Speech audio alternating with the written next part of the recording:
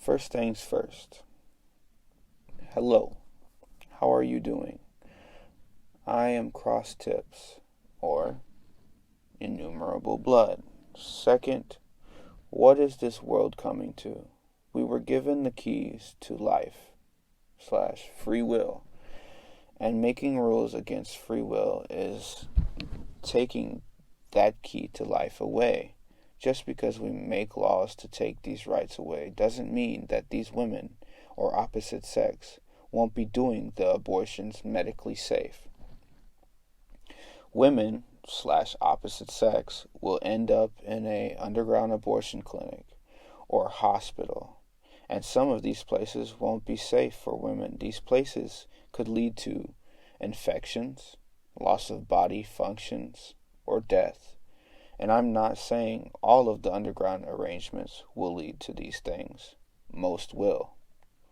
I would rather the opposite sex be in a hospital or clinic where they can be treated with medically safe equipment than to not be.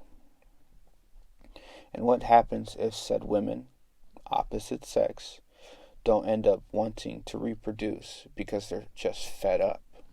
Are we going to force, or another word, make a law that makes these women be artificially inseminated? Yet again, that would be another right taken away. But this is figuratively speaking. Nothing is far out of reach. If we're already taking the right from them to get an abortion whenever they need, or just simply they don't feel or think they're going to be suitable parents, there's a child that never will feel love, and a villain is created. Not just an abortion, also a right to their bodies, and also men's bodies as well. See, they don't tell you what's the law of Roe v. Wade, but just the part about abortions. And this is how sheep get led astray, not paying attention, not reading the fine print before you sign. Yes, I'm talking to you who wanted this thing taken care of this way. Not thinking of your repercussions or the repercussions, and we not thinking of the repercussions. The children that don't get aborted, that the father or mother didn't want. Now we're raising a Jeffrey Dahmer. Did you realize how I said we're? Because everyone has a part to play. It's called society, and it's one hell of a beast.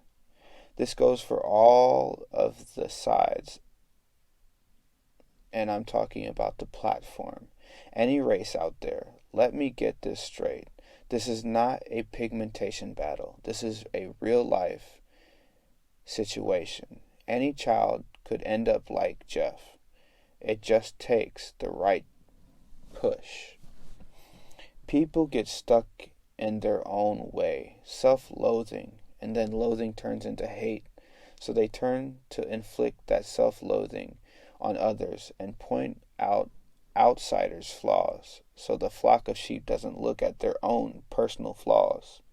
Everyone has that one voice inside their head that tells them that they're great, or that they're doing okay, or they're the best of what they do. Also, they have the other voice that tells them that you're a piece of crap, that you don't belong anywhere. And in some people, the second voice is a lot stronger than the first voice that was positive. If we brought both of those voices together, I feel that brings more of a humbleization for your life and your well-being. Now, that's my personal opinion. Fact is that we get so full of ourselves that we think we get the power to judge other people, and we get the power to inflict that judgment on other people.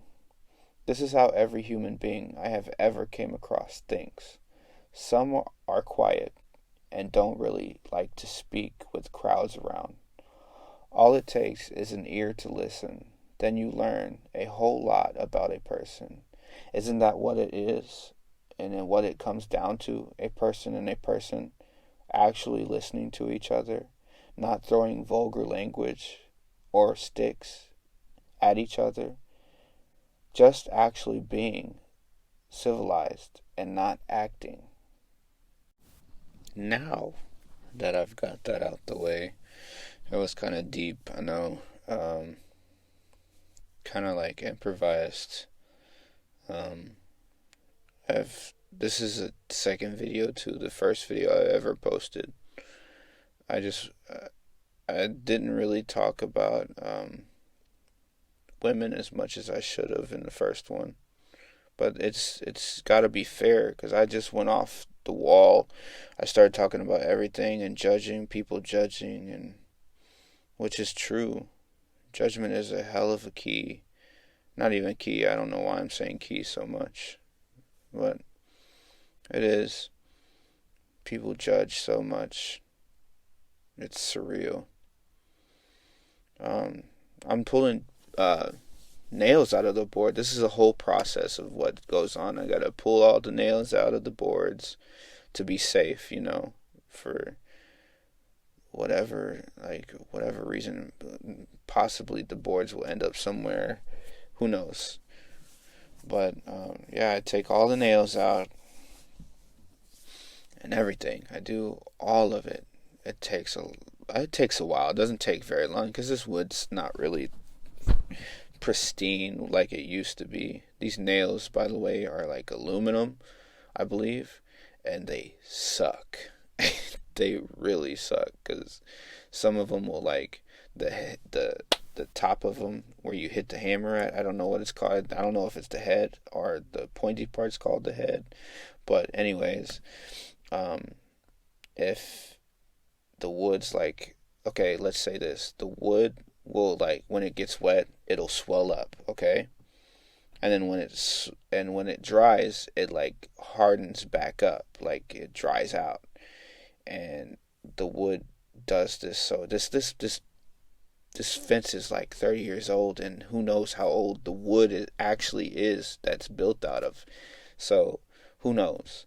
But some of the wood is a lot stronger than the other parts of the wood. Well, what I was saying is it swells up and it recontracts and it tightens up. Well, this wood is dry, so it was contracted in and it was hard to get these nails out. Except for the panels, the actual little panels, these weren't hard to get out. I'm talking about the boards that they lay across the panels to connect them all together.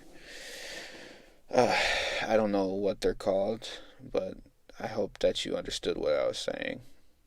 And I'm just showing you all these screws that my neighbor put in the boards to keep it up. She said that the people before me, they had huge dogs, and the huge dogs burst through the fence, and it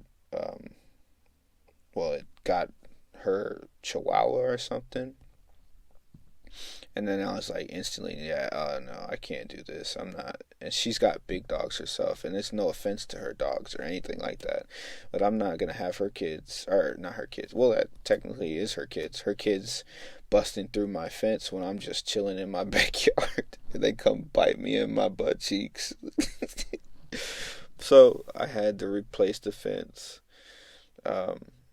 I wish I would have took a video of that, because that was a struggle in itself, because I actually did it all myself with bricks to help with levelization and everything. It was a trip, but it's all done, and this is all that's left of what the old fence was. But how I knew it was 30 years old is the lady told me. My neighbor told me that she was there when it got put up, and it's been there for 30 years, which is amazing. How this fence is like, it's rotted, yes, but it's like these could be used for something else. That you just cut off the rotted parts, like it could be used for something else, and that's what I'm doing. I'm turning something into nothing, or nothing from. I'm turning nothing into something, making nothing or something out of nothing. But yeah, I'm gonna let you enjoy the video a little bit, but I wanted to talk to y'all just to see what the process is to make all the things that I'm making for women's well being. The symbol is for women's healthy reproductive system. I really do hope that women are safe because the thing about underground abortion clinics is it will turn out to be a thing. It really will if some of the states won't correct the Roe v. Wade thing. And isn't it supposed to be we the people? Why are we letting a bunch of old men tell us what to do? And yes, I'm saying us because at the end of the day, that's all it is about is us. We are the empowerment. We are the people. Are the perfect nation. I can't remember what but you know what I mean. We the people, the Constitution. I'm throwing all these nails into the bucket. I missed a couple. I thought I was on the streak for a minute, and then I switched to the other hand, and I was like, oh shit, oh shit, and I dropped a couple, but it wasn't that bad. It was fun though, dropping them in the bucket like that. You could always skip forward if you don't want to watch the whole process. I just wanted y'all to see what is, or let me rephrase, what is to come, what it comes from, or how it is made. Everybody likes to see how things are made. Yeah, pretty soon I'm gonna show you that I spray them off with the